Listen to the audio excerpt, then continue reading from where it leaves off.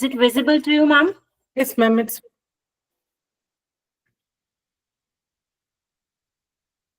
Ma'am, may I start? yes, ma'am. Okay. Thank you so much, ma'am. So a very pleasant good evening to all the dignitaries present over here. I, Dr. Komal Rawat, like to give my sincere thanks to Ma'am Jaya Lakshmi Rajarajan for providing this opportunity to me. So thank you once again, ma'am. Now, without taking much time, we start today's session on the topic designing curriculum for outcome-based education. So outcome-based education, in simple words, we can say the education which is based on outcome, or you can say it is result-oriented. So for this, we plan our curriculum so that we can achieve our stated objectives and outcomes. So outcome-based education, it is abbreviated as OBE, and it ensures the relationship between the different essential elements of the curriculum, such as intent, content, learning experiences, and evaluation. So this OBE model that we are seeing, it was given by William G. Spady, and he has presented this outcome-based education, which is the requirement of present time. So this model, it has certain stages, as like the stage number 1, it shows you the outcome, that what are the learning outcomes and how we can design them. Under stage number 2, we design our curriculum for this model. In stage 3, we define the different assessment strategies through which we assess our students. In stage 4, we adopt and develop various teaching learning methodologies. And in the last stage, we measure our learning outcomes and continual quality improvement, that is known as CQI, and monitoring is done. So like today's lecture, it will tell you these 4 stages through which we can design our curriculum, which is based on OBE model. So we start with the stage number 1, that first we should understand what is this outcome. So if we are able to know about the outcome, then we can successfully design and frame our learning outcomes. So now you can see on the screen, there are 2 images. As like the image number 1, it is showing you the different types of the vegetables. As I can see, tomatoes, carrots, capsicums, lettuce, right? In the second image, we can see there is only salad, right? That means after cutting the vegetables, we can convert them into the salad. But in both the images, the similar ingredients like the vegetables, they were used. Now, what is the difference that in the image number 1, we are calling them the different vegetables, different ingredients, but in second image, we are calling it only the one as the salad. So there is a difference, if I would like to eat the tomato, yes, it will give me a different taste. Now, if I will select the carrot and I try to eat this, it is giving me a separate flavor. So that means like each individual and vegetables and ingredients, they have their individual taste and flavors. But when we combine all of them and we create the new one, it is giving you a unique experiences. That means it is more better than the individual flavor and textures of the ingredients. So that means from the salad to outcomes, we are coming as like the individual ingredient, we are calling it a course. That means a subject. Yes. So like each individual subject has certain different outcomes. Then when we combine them, as like for an example in BCom, if we have microeconomics and if we are teaching our students a microeconomics, so after learning about the microeconomics, you can understand the better planning for the individual firms. If we are teaching them business organization, that is a separate subject or the course. So the person or the student can learn that the different forms of the business. So these are called as the ingredients or the course or the subjects. But when we combine all, like after doing the BCom, you may have the knowledge of the different subjects, As like when you are using the different vegetables, you may have a salad. So as like when we are getting the knowledge of the different courses and subjects, you may have a program outcome, like, after doing the BCom, you may have certain abilities and competencies. So as like from the salad, we are going to the outcomes. So these outcomes, they can be different at the various levels, as like at the institutional levels, institutions may have a different philosophy or the concept or the vision, mission, and aim of a particular institute. So as like the institution's outcomes may be there. When we are coming to a particular program, so every programs may have certain objectives and goals, and the different competencies are also available there. Then at course level, we have the course objectives and instructional objectives are also given.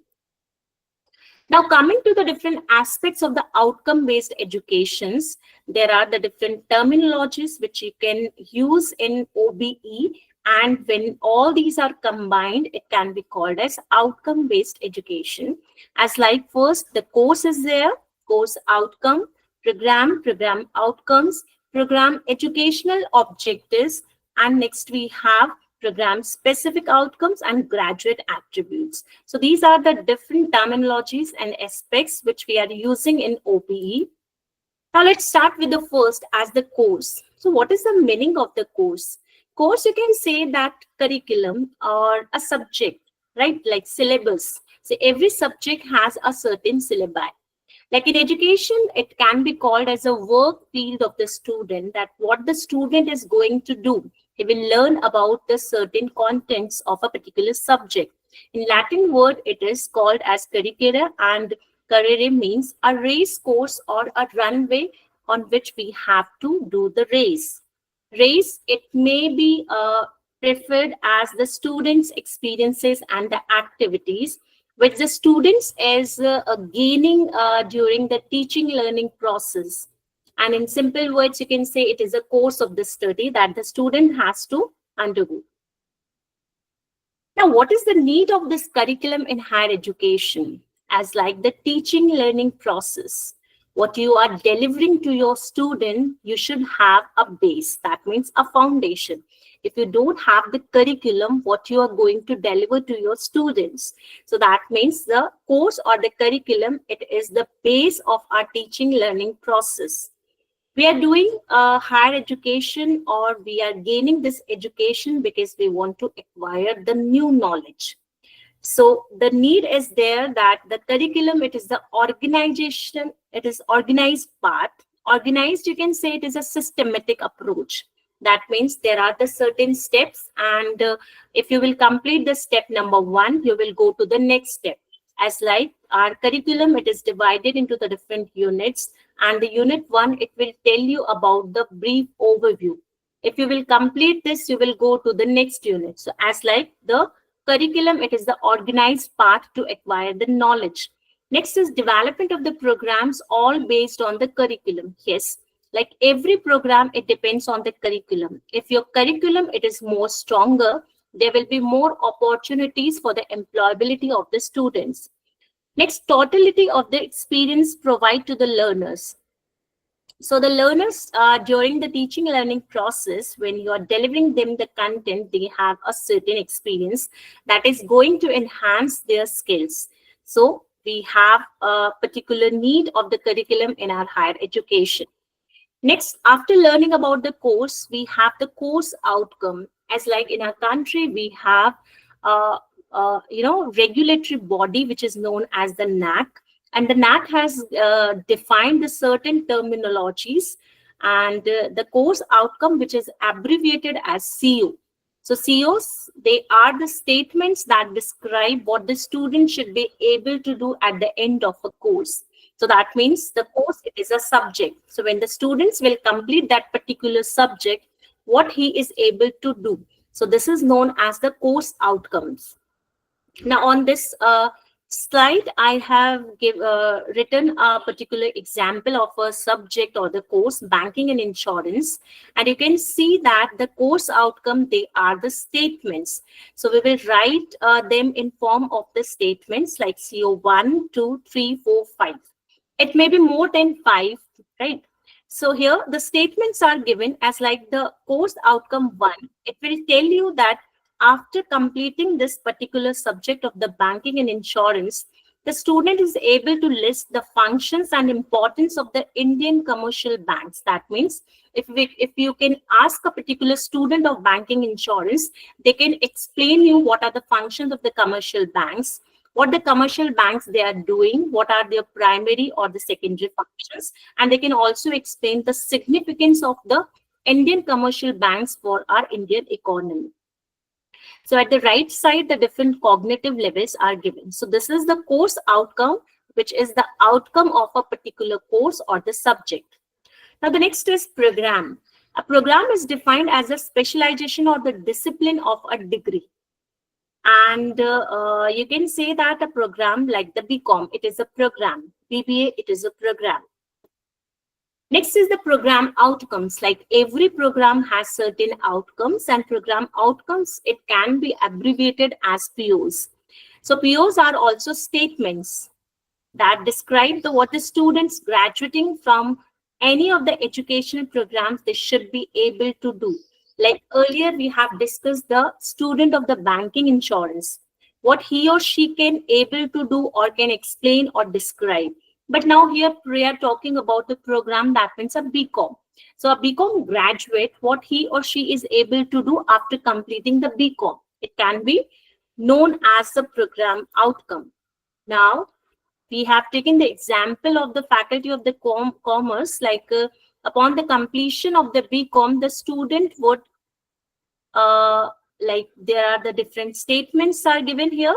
The 6 program outcomes are explained here, and we will try to read the first one. Like after completing 3 years bachelor's in commerce program, learners would gain a thorough grounding in the fundamentals of the commerce, finance, and business. So the program outcome, it is a learning outcome of a particular program. Next is program educational objectives, which is abbreviated as PEOs. And PEOs of a program are the statements that describe the expected achievements of the graduates in their career, specifically after doing the graduations. Like, if I have done the BCom, so after first few years, like 1, 2, 3 years, what were be expected from me and what I have achieved. So this can be called as the program educational objectives, that after doing the BCom, the student is expected to perform this thing. Next, we have program specific outcomes. And here a new word is added, like the specific. So specific means that are specializations. So PSOs, they are also the statements that describe what the graduates of a specific educational program should be able to do. Like earlier, we have discussed about the BCom. So BCom, it is a program, and there are the certain learning outcomes of doing the BCom. But if anybody has done BCom in HRM, or BCom in marketing, or in taxation, or in finance, that means they have certain specializations. So if a particular student is doing a particular graduate degree in a specialized subject, so it can be known as the program specific outcomes. So here we have taken the example of the BCom in taxation. So there are certain statements are given, and we can also write them as PSO 1, 2, 3, 4, and 5. So as like the PSO 1 states that learners will be able to demonstrate progressive learnings of the various tax issues and tax forms related to the individuals. That means the person who is doing BCom in marketing, their learning outcomes, their specific learning outcomes, they may be different from the student who is doing BCom in taxation. Now, after understanding all these learning outcomes, now it's time to write them, or you can say we have to frame them, we have to design them. So we have to use a SMART technique that can be known as specific, measurable, achievable, relevant, and time-bound.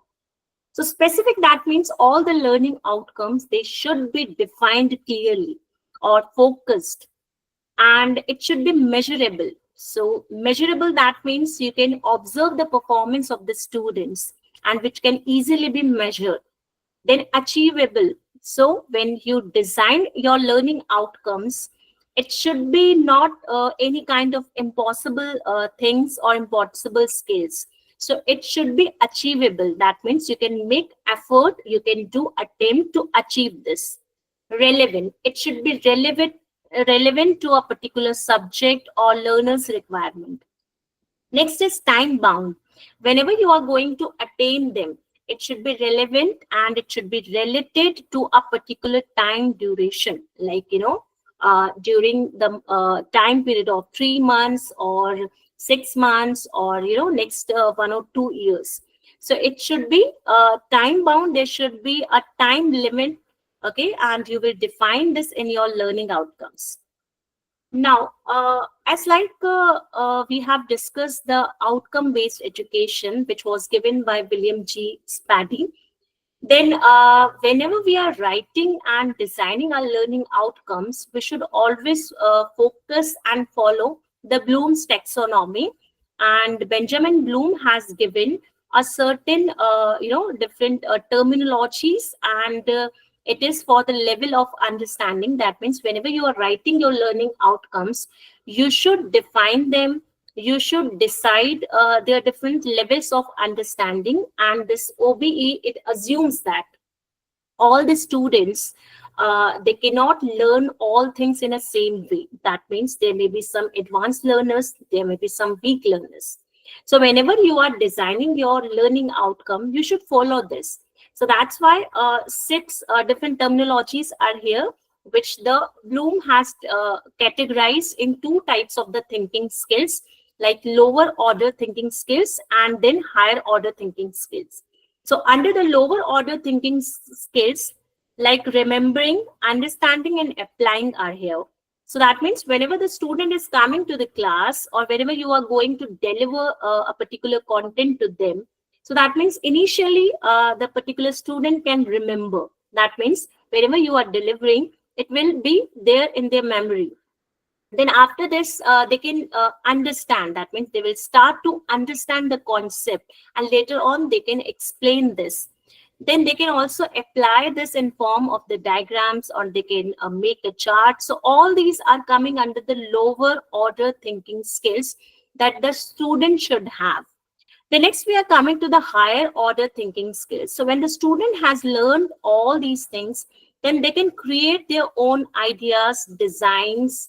Okay, they can evaluate the different problems, they can judge them, they can criticize and analyzing. That means they can compare among the different topics and the different concepts. So these all comes under the higher order thinking skills. So these all are the cognitive process dimensions, as like lower order thinking and higher order thinking. So under the lower order thinking, what you can do under the remember, you can use the different action verbs as like match, tabulate. If the student is able to describe, so you can see that it will come under the remember. If the student is able to compare, it will come under the understand. Under the higher order thinking skills, if the student is able to classify, it will come under the analyze. And when the student is able to recommend, that means he can suggest you something new. So it will come under the evaluate. And then if he's able to develop something, new concept, so it will come under the create. So these action verbs we have to follow. These Bloom taxonomy we have to follow when we are framing our learning outcomes. So on the basis of this, we have taken one example of a subject, financial market operation. So these are the different course outcomes are mentioned here, which are in the form of the statements. At the right side, the different cognitive levels are explained as like the CO1. Describe the concepts relevant to the Indian financial market and financial institutions. That means AP, it is showing apply. Under the course outcome number 2, U, that means understand, and EV, that means evaluate. CO3, it states the C, that means compare, and AP, it is apply.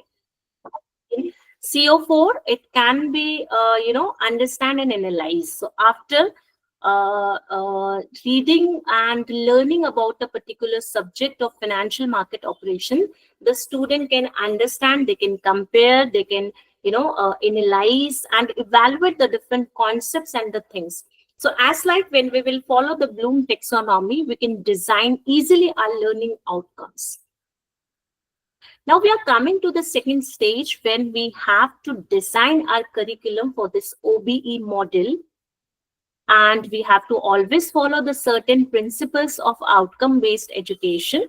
And these 4 principles, it will help you to design your curriculum as like the number 1 is clarity of the focus. So the outcome-based education, it starts with clearly defined learning outcomes that you have to define them, frame them, which are focused. Then second principle says the backward designing. So after framing the learning outcomes, now we have to introduce and develop certain teaching methodologies, and we have to design our curriculum that will align with our learning outcomes. That means in considering your learning outcomes, you will design your syllabi. So this can be called as backward designing.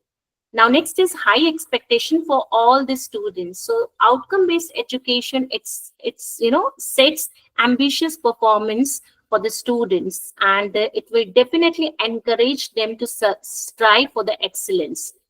Then fourth principle, it states as the expanded opportunity for all the learners. That means all the learners, they are different in terms of their understanding.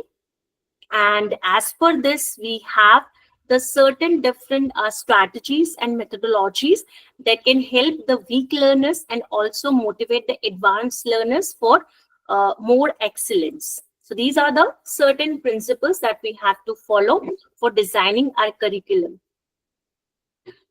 Now, when we are coming to design our curriculum, it has certain process which is having 5 phases. Like the phase number 1, inputs from the benchmarking premier institutions and foreign institutions. Then we need to take the suggestions from the stakeholders. Then we are coming to design the curriculum, and we need to map our curriculum with our learning outcomes and different things. And finally, we are here to get the approval. So this is the process of designing OBE curriculum. So under the phase 1, now we will do the benchmarking. Benchmarking, that means you are coming here to design the curriculum. But which topic should be there in curriculum? How you are going to decide this? Okay, so for this we have premier institutions, we have well reputed universities at national levels. We have like IIMs and IITs, and also we have at the international level, certain foreign universities are there, Harvard universities. So we can review their syllabi, their curriculum. Like if I am here to design a curriculum for marketing, so I will see the curriculum of the different recognized universities, and I will go through it. So that means here I will review the curriculum structure, that what should be there, okay, of premier institutions and foreign institutions. Then after collecting the different topics and review, now I will analyze the different course content, and we are following the national education policy, which is totally based on choice-based system. So what is the credit distribution system will be there in their university? We will also review this. And is there any interdisciplinary offering? It will be also observed by us before designing the curriculum. And next, we will compare the pedagogical approaches like flipped classrooms or project-based learning in their universities or the colleges. So after doing this, now we can go to the next stage for design the curriculum. So under the phase 2, after reviewing all things of the reputed universities and colleges, now it's time to take the suggestions or the feedback of from the different stakeholders. Like in higher education, we have different stakeholders as like students, faculty members, alumni, employers, industry representatives, Parents, academic peers, and accreditation bodies like UGC, MP Higher Education, NAC, different bodies are here. So we have to take suggestion from them. Like if any student wants any kind of the modification in subject, so we can get suggestion from there. And getting suggestion, it may be online or offline. Like in our education institution, we have an online system of taking feedback. Like there is a software, and if you can directly go to the website, and you can give the feedback of a particular subject, and directly it will come to us, and then we will observe this. So it is the second phase where we can get the suggestion from the different stakeholders. Now it's time to design your curriculum. That means the different topics, and in how many days we are going to complete this. What should be the evaluation methods? So all we will write in our curriculum part. Now the fourth stage, mapping. So we need to map our curriculum with the different things, or we need to map our learning outcomes with the different from the different perspective. We need to do this. So like the mapping. So the NAC has suggested us to revise your curriculum on the basis of the different things as like LRNG, cross-cutting, and EES needs. So when we are doing mapping, that means, an institution has certain values. So these values, they should be inculcated in your learning outcomes and in your curriculum. If it is there, that means you have designed a very good syllabi. So as like every institution has vision, mission, goal statement, and if there is a university, there is a charter. So there are the certain values that we have to extract from them, and we have to incorporate them in our learning outcomes. Next is LRNG needs. LRNG we are calling as local, regional, national, and global needs. So every subject has these kind of the needs. So the topic should be based on these. Next is cross-cutting issues as like human values, environment sustainability, professional ethics, and gender sensitization. So these are the topics which have been suggested by the NAC, that all kind of the revision and updation should be there on these bases. And next we have EES needs. That means employability, entrepreneurship, and skill requirements. Topics should be there in your curriculum. So we have taken one example that how we are extracting values from the vision, mission, and goal statements. As you can see, I have highlighted here the quality in academics. This is the one value. Then character formation, scientific temper, knowledge, research, skills, self-reliance, and humanitarianism. So these are the different values. And we have taken one example of the BCom program outcome, that how these values, and we are doing need mapping. So we have highlighted the PO3 and PO6 here, and you can see at the right side, the vision, mission, and goal statement mapping is done. So like, the PO3 states that the curriculum fosters a deep understanding of national, economic, legal, and ethical aspects of the business and professional capabilities for organizational development and leadership. Students develop teamwork skills to achieve business goals regionally, enhancing their global employability and commitment to the lifelong learnings. So as like the two values, as you can see, quality in academics, knowledge, humanitarianism, and self-reliance, they were incorporated in this program outcome. At the left side, we have seen the need mapping, like the LRNG. If we are talking about any topic which is based on national, regional context, so it can be said that we are fulfilling the local requirements, that is known as local, regional, national, and global needs. And EES, that is employability, entrepreneurship, and skills. So if teamwork skills is there in your students, so you can say that the employability, entrepreneurship, and skill requirements has been fulfilled. Next is cross-cutting issues. If there are in your program outcomes, you have also fulfilled this. So as like we can do mapping of our learning outcomes, we have taken one example here.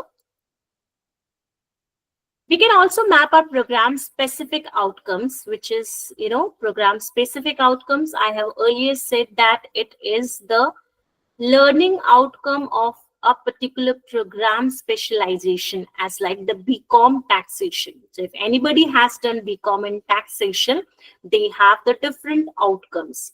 So at the right side, the knowledge and skill. So this value is inculcated, and here at the left side, LRNG and ES.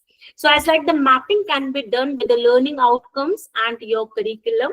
So as like we can design our curriculum and map our learning outcomes.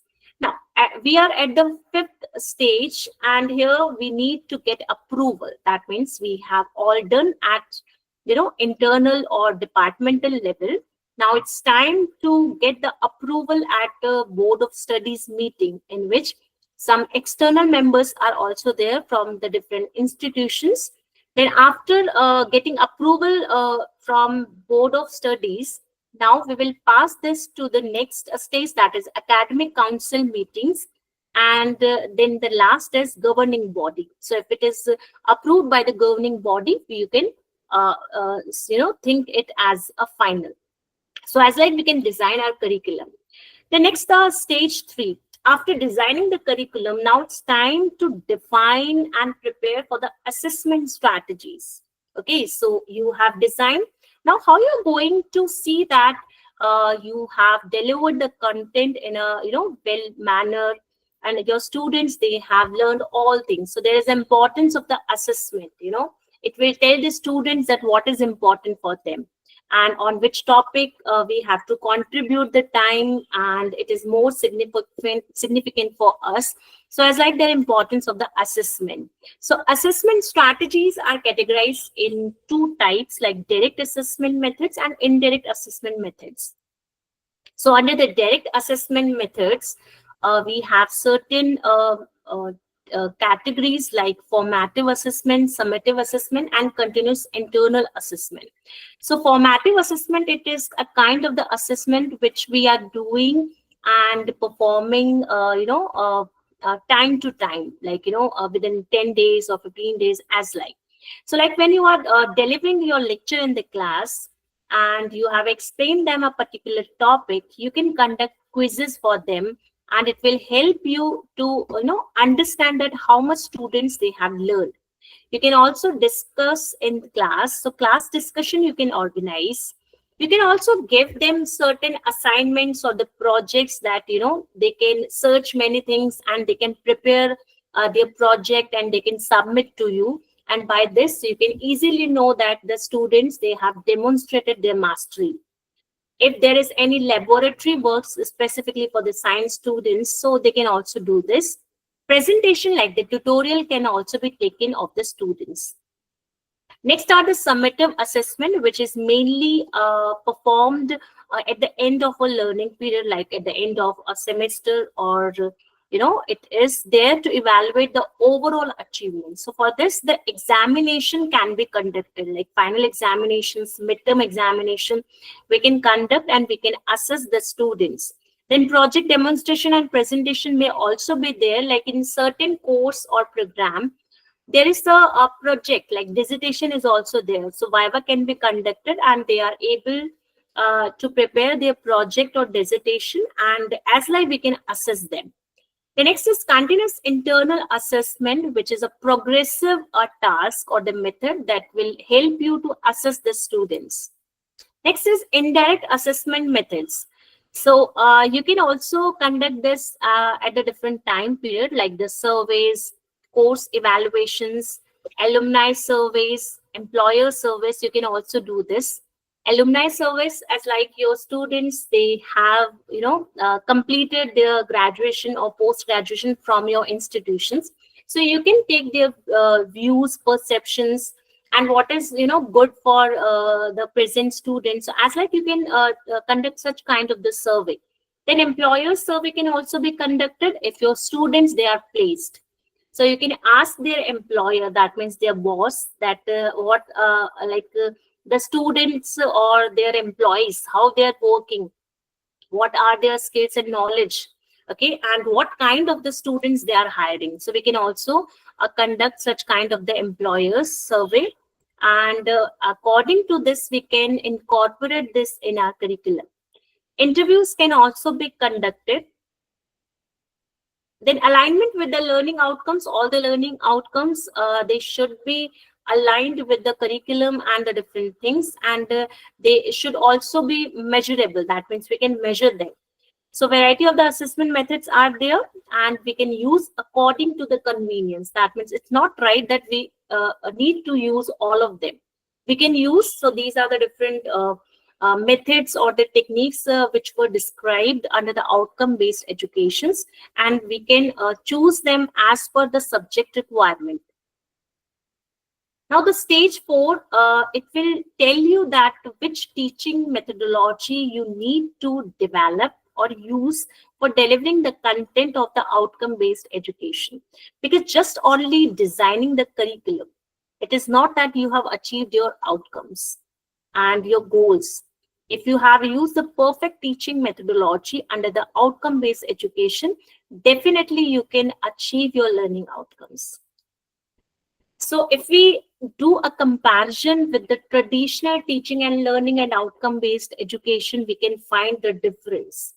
So like in the earlier method, it was only instruction-based. That means only the instructions, they were given to the students. And in outcome-based education, there is a learning. That means we want that as student, they should learn this particular concept. In traditional method, there were inputs and resources were there, but here we have learning outcomes, that what the students they are able to do after completing a particular course or programs. So here in traditional point of view, we can see that the knowledge, it was transferred by the teacher. But now we are teaching very smart students, and the knowledge is already exists in the mind of the learners. So here the teacher dispenses the knowledge, but here the teachers in outcome-based education, they design new teaching methods, new techniques for their learners. And in traditional teaching, we can see that the teachers and students, they are independent and they were in isolation. But here we are, involving our students, and we are working in the teams. So collaborative approach we are using in outcome-based education. This traditional point of view, it emphasizing the transfer of the content knowledge, but here we are focusing on practical skills, competencies, and real world issues. So problems are there, and we are here to find the solution of these problems. So the traditional point of view, it relies more on passive learning, but here we try to engage our students. An active learning approach, it is used in outcome-based education. In traditional teaching, lean more towards theoretical understanding than practical applications. But here we promote the critical thinking and problem solving skills of our learners. So it is not only theoretical, we are mainly focusing on practical application. Then it may emphasize established knowledge rather than the current trends, and it is inherently flexible and adaptable to change in the industry and societal needs. That means time to time we are making changes in our curriculum, we are updating our curriculum, and because of this we are using the different topics, different parameters which were suggested by the NAC as like LRNG, ES, and cross-cutting issues. So there is a shift, there is a paradigm shift from the teacher-centered to the learner-centered approach and being outcomes-minded. So two types of that teaching methodology we are using in OBE, that is active learning and student-centered. That means our teaching methods in outcome-based education, they are mainly student-centered. So under the active learning teaching methods, we can, conduct the class discussions, peer instructions, reciprocal questioning, game-based learning, exit tickets, and think, pair, share. So these types of the learning methods and techniques we can use and we can perform in our class to, involve more students under the student center. That means such kind of the methods which are mainly focused on our learners, so as like the group discussions, case studies, role play, debates, jigsaw methods, brainstorming, interactive simulation, fishbowl discussions, learning contracts, hands-on activities, and student presentation as like the tutorials. So these kind of the different methods we can use under the student centered teaching and learning. So that means our learning, it is totally activity based learning. That means the students, they engage more. If you will only deliver the content, that means they will feel boring. So here we have to conduct many activities so we can provide them better learning. So here we will learn by teamwork. That means collaborative in teams, we will work and we will learn. Learn by doing, and hands-on activities we will conduct in our class so that the students, they can learn by doing. If they will do, they will prepare, they can learn. Learn by questioning and answering. So questions and answers will be done in a class. Learn by solving problems. There will be many problems and we will try to solve them, and by solving we will learn the critical thinking skills we will try to promote in our students. Or individually, like separate students, it is required to perform, so they will learn by this. So students, when by having like active learning and student centered, it will help them to boost their confidence, so they will perform better and they will work to strive for the excellence. So as like we are doing, and we are using the various teaching learning methods in outcome based education, so they can be more analytical, critical thinkers and problem solvers and effective communicators because of the outcome based education. Now we have come to the stage number 5, and now it's time to measure the outcomes. So whatever you have framed or designed the learning outcomes, now it's time to measure that whatever you have defined and designed, is it okay? Is it perfect? So after measuring the outcomes, then continual quality improvement and monitoring will be there. And this continual quality improvement, it can be abbreviated as CQI. So this is the overall process that we have completed, like identify the program outcomes, we have designed them, we have defined them. The next, mapped. Yes, we have mapped our course outcome to the program outcomes and institutional vision, mission, and goal statements. After doing this, we can assign the different weights, as like numbering we can give to the different outcomes. And according to this, we can try to measure them. Then we need to define and develop certain assessment methods. So as like we have discussed many, and we have to choose any one which is the requirement of your curriculum, your subject, or your programs. So as like the different assessment methods, we have to use them. Okay, and we can choose as per the requirements. Then after this, we can measure the student attainment, that what the student they have attained, as like we are saying, like the student is able to do. So what the student is able to do, we need to measure this. Okay, so that means it's not required that like if 100 students are there in your class, all the 100 they are able to perform or able to do. So if there are any like such, there is a group of the student who is not able to perform, so we have to work hard for them. So as like we need to measure the student attainment. The next is analyze results. So after this, we need to analyze the result, and if there is the expected and actual, so there is a gap, we need to continuously improve. Yes, so this is the monitoring is required here to assess and measure the learning outcomes. So for the assessment, there may be certain levels, like how you can assess your students, how you can measure their learning outcomes. Okay, so you can do this on the basis of the knowledge. That means what the knowledge they have, what the facts and information they have, or they need to acquire. So if they have acquired the particular knowledge, that means if I'm teaching the macroeconomics, and if the students, they are able to calculate the GDP, GNP at the market price and at the factor cost. So I can say the student, they have complete knowledge. So as like I have assessed my students that yes, they they have performed better and their knowledge is perfect as I expected. Next is the process. So the process, it will tell you the different skills. Like after studying a particular subject or completing a program, the students may have certain skills and cognitive operations will be there on which the students perform on the basis of this particular knowledge. Okay, so on the basis of the skills we can also assess, like, if I am giving the lecture of the income tax, and if I, after studying this income tax, the student is able to file the ITR, so that means he or she has gained a particular skill. So on the basis of this, I can assess my students.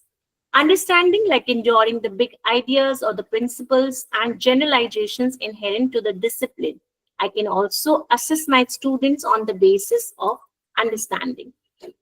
On the basis of the product and performance, like if the student is able to solve the real life problems, so on the basis of their performance of the authentic task, like if I have given if I have assigned certain tasks to the students and if they have performed better, so that means I can know, or I can get the knowledge that yes, the students they have the complete knowledge, they have performed better. So the assessment can also be done on this basis. Now, we will take one example to understand this learning outcomes attainment, that how we are able to attain them or how we can attain them. So that means in a particular program, there may be different course outcomes. Like, in the first semester, if we have financial accounting, business organization, or banking insurance. So there are three papers. That means each paper, it is known as a subject or a course. And every course, every subject has its course outcome. So every course outcomes, like it can be defined as CO1, 2, 3, 4, n numbers. So there may be this. So on the basis of this, we can assess, or we can define the program outcome of the first year, second years, and third years. And it will tell you a combined program outcome of a particular program. So as like you have to define, you have to assess. Now, when we need to assess the learning outcomes attainment, so what we can do is identify the action verbs for each course outcomes. As like we have discussed earlier, the action verbs. Action verbs, they should be taken from the Bloom taxonomy, as like the higher order thinking skills and lower order thinking skills. So like remember, create, many and many action verbs were also defined earlier. So you have to choose that this particular course outcome, it will help to you for understanding or for applying or for comparing or for creating. So as like the action verb, you have to use or identify.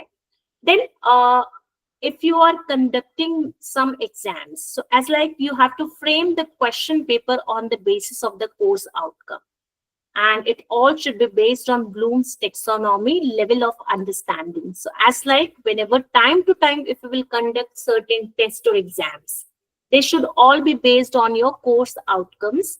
And according to this, you can, judge your students that how much they have attained or, they have gained.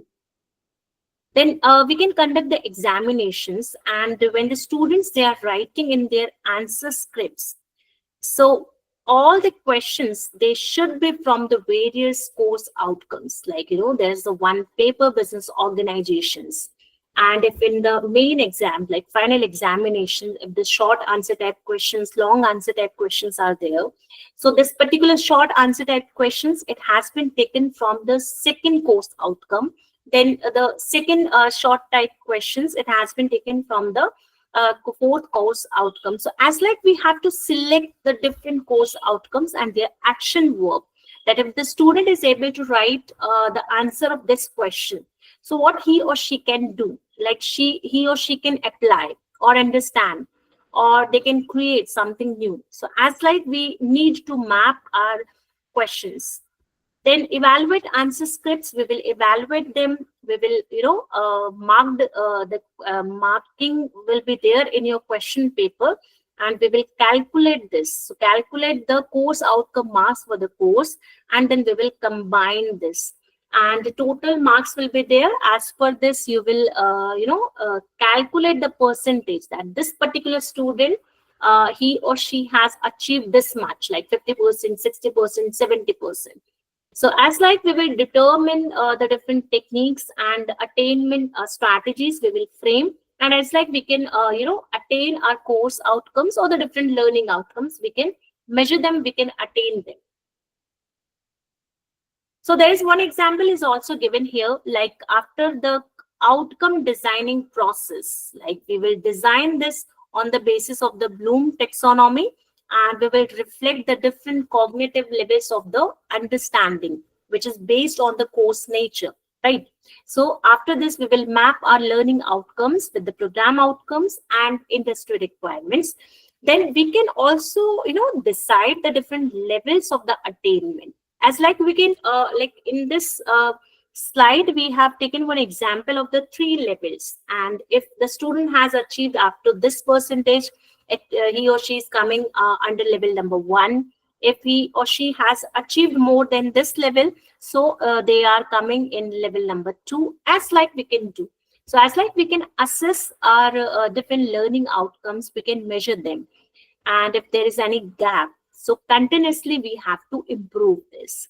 So continuous monitoring can be performed, and as per this we can also work for the better creating better learning environment for our learners.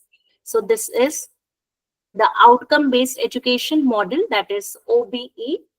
And according to the different parameters, different topics, different aspects, we can design our curriculum. And after designing, we need to assess them. So we also need to assess the different strategies and techniques for this. Okay, so thank you once again.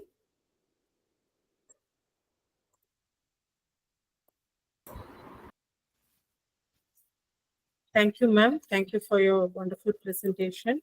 Participants, the session is open up for discussion. You can kindly unmute yourself.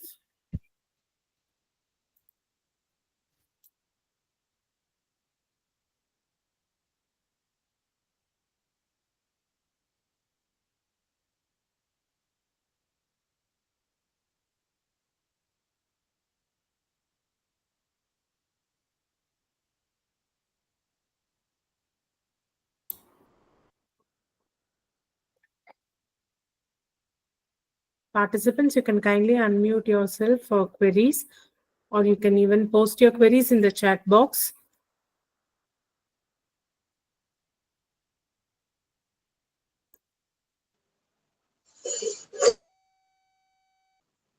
Thank you, ma'am, for the wonderful session. I just have one request to please share your PPTs so that we can.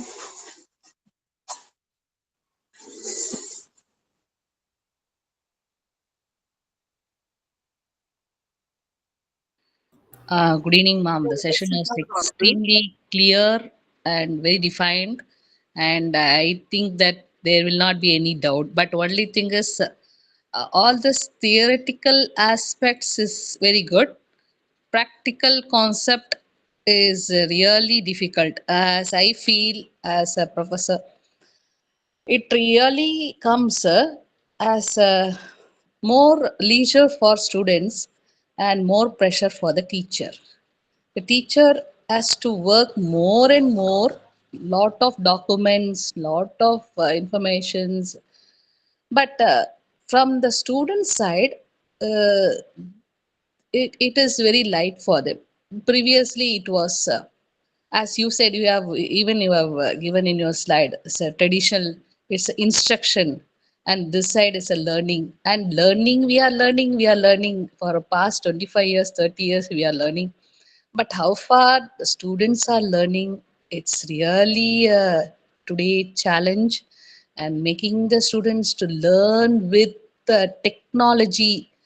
Uh, that is again another question mark, how effectively the students are making use of the technology, and they are really admiring or gaining knowledge So or sorry, ma'am, from the you're not audible. That means I'm not able, your voice, it is breaking.